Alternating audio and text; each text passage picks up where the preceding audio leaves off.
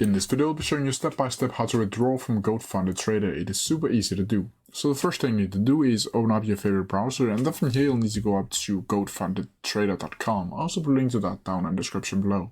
Once from here, you'll need to just sign into your account like you usually would. Once you get inside of your account, it should look something like this.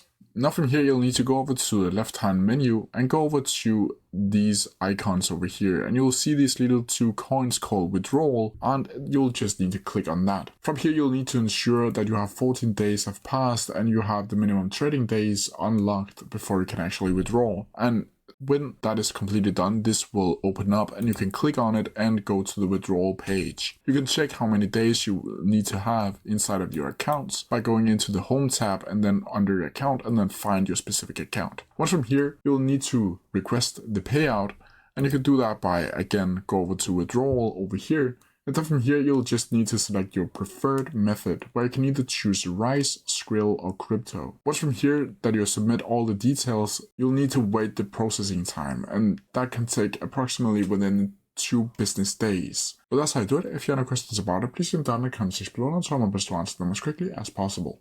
See ya!